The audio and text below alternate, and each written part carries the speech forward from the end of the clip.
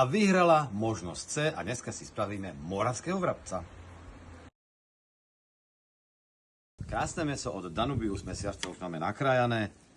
Už si len ochutíme a dáme piec našeho moravského vrabca. Ja dávam cesnak vždy na hrubo, pretože sa mi to páči a mám to tak rád. Mäso máme nakrájané a môžeme dochucovať. Cesnak, černé korene, rastca, neboli kmín, nezbytná soľ, horčicu.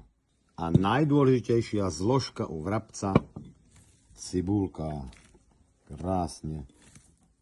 Dostatočné množstvo cibule. Takto to len tam hodím a potom to zamiešam. A takto naložené mäso budeme piecť zhruba 180 stupňov na hodinu. Uvidíme, odokrieme a nachrumkavo dopečieme na 200, cirka 10-15 minút.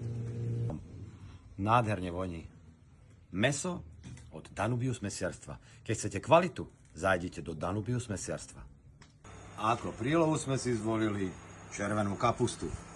Základ je veľmi jednoduchý.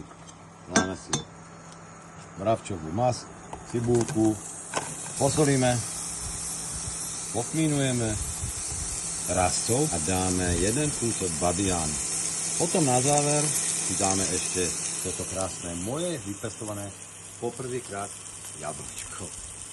No a keď sa vrátim k tej kapuste, pozrite na tú krásnu barvu. To som si takisto urobil sám. Je to veľmi jednoduché a nechám si to na potom. Niekedy natočím video, ako sa kvasí, respektíve fermentuje zelenina. Takže na pár vecí som zabudol. Samozrejme, že do kapusty patrí cukor. Ale nakoľko ja sa snažím zdravo stravovať, tak tam dám čakankový syrup. Určite ste si všimli moje krásne pozadie a to je ten môj krásny bobkový list, už je skoro vysoký tak ako ja. A ten samozrejme patrí takisto do základu.